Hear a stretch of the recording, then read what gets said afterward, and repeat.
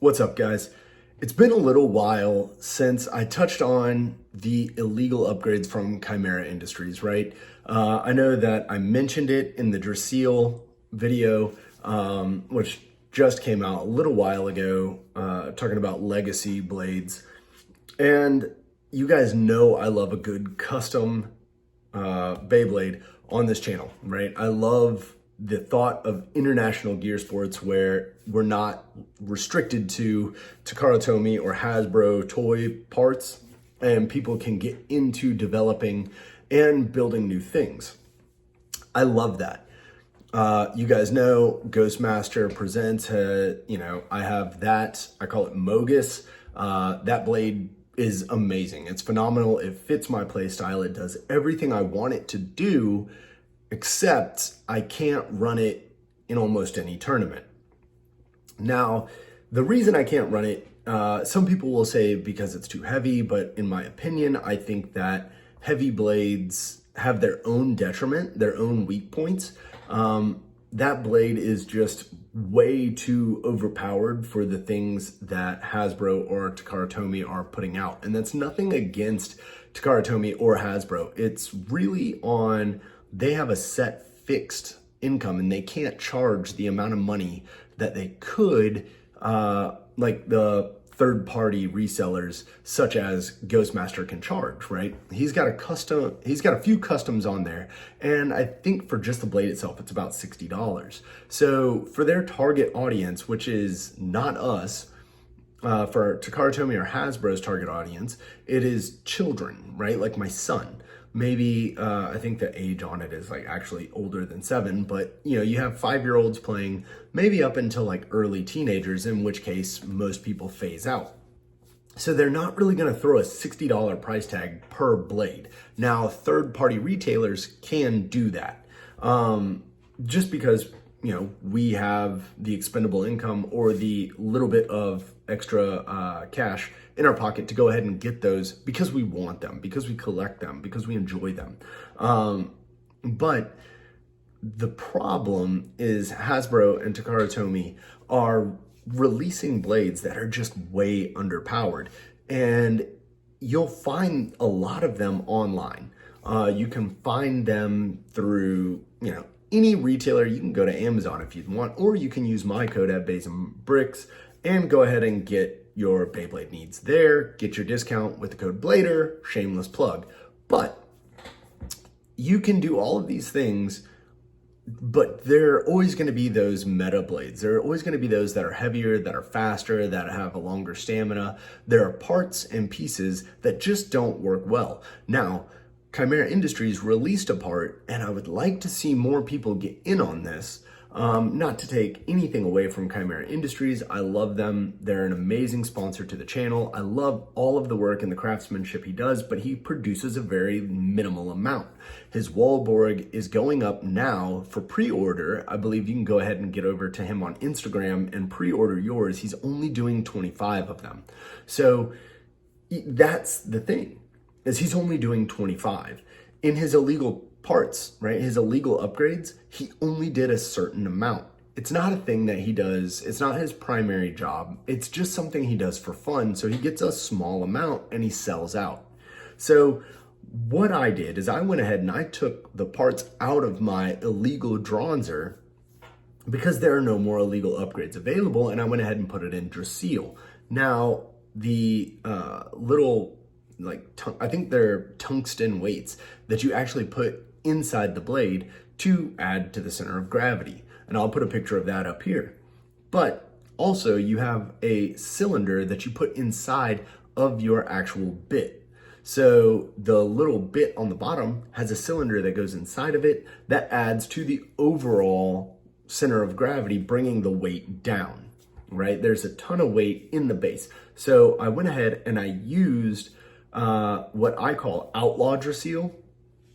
I used Outlaw Draciel and Illegal Driger against two blades that are currently phenomenal, and you can find reviews everywhere for them. I used it against Silverwolf and Impact Drake. Now, my Silverwolf is on 360 free ball, and my Impact Drake, I believe, is on 460 low flat. So just to give you an idea of what those are on. Now, Draciel is running on 760 that it comes on, but it's running on point. Now that point bit is because I had to put the cylinder inside of it for Dronzer, and I just wanted to see what it would do. Point gives me a little bit to make Draciel move around a little bit more. Now, I was scared to add that cylinder to metal needle to go for a fully anime accurate Draciel, because I fear that the tungsten weight inside of metal needle is going to destroy stadiums worldwide.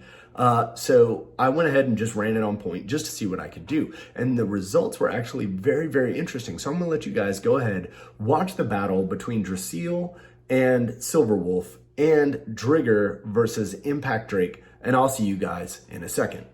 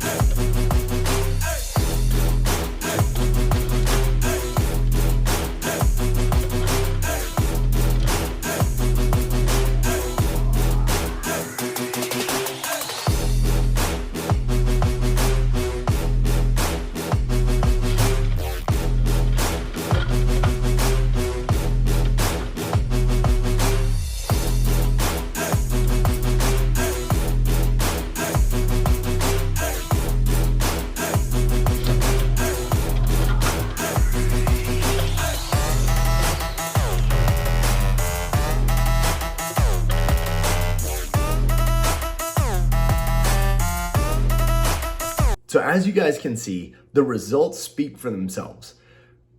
Were they overpowered? Absolutely not. Custom blades tend to have this OP just aura about them. And I'm actually afraid to run Mogus against Silverwolf because I've seen everyone Silverwolf break, and Impact Drake because those rubber pieces are not going to last long against the stainless steel of Mogus, right? So I'm not actually going to run Mogus against those because I think Mogus would just destroy it. But if you want to run against Mogus, come to an Eastside Beyblades event. If you want to run those combos against me, I'll gladly put Mogus up against them, just not my own. Now, back to Chimera Industries with those illegal upgrade parts. Now, I put those inside of two of the lighter blades, the crossover blades, the legacy blades, and it really showed that the blade breakers can still get after it in Beyblade X with some modifications. Now, if Takara Tomy or Hasbro had put a little bit more weight in those blades, I think that we could have had better results, but I think they didn't do it on purpose because it's a crossover and they're mostly for decoration. Can you play them? Absolutely. I've mentioned it several times. A guy ran Driger competitively in the last tournament I went to, and I expect to see more legacy blades in the future. But looking at just this test, adding illegal upgrades from Chimera Industries, or if somebody else were to produce something like that, just to add that little bit of power to blades that are underpowered, I think moving forward, we should definitely set a weight limit or some kind of specifications saying, hey, you can play with these pieces as long as you don't break these boundaries. Because for me, I've loved Draciel since it first came out. When I was a kid, I loved Draciel. I don't think I had one. I think, like I said, way long ago, I think that my brother and I had Driger and Dragoon, but I always loved Max and Draciel in the show. And it was super, super cool to see that representation in Beyblade X, but it just didn't perform the way I wanted it to. Then as I play Beyblade X, as I find myself in this hobby, as I find the way that I want to play the game, Draciel out of the legacy blades fits the style I like. So to be able to play it with a little bit more heft to it, a little bit more power, that's exactly what I was looking for. If you notice, Draciel hits those lines just like my Whale Wave, just like my Sphinx Cowl. It lines up perfectly. But the fact that it's running illegal upgrades, most people won't let it play in tournaments. And that's where I'm kind of looking at this and, if you guys run events, what are your thoughts on what I've said? If you run events, what do you think about people coming in with upgrades such as mine, where it's tungsten weights, but all of the parts are Takara Tomy or Hasbro? I've just slightly modified them to stay under. I think that Draciel still weighs less than a stock Impact Drake.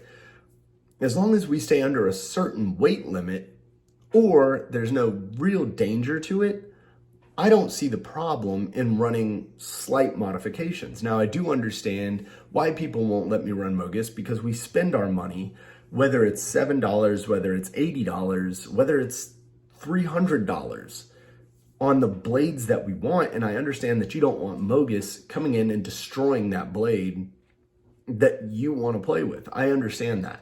So what are your thoughts on this? Do you think that it's fair to be able to add a little bit of weight to blades that need it? Do you think that I should just only run those on this channel and in side freak show events? What do you think the future of custom blades are? I know that some people run custom blade tournaments. Those are just not as prevalent as anything else.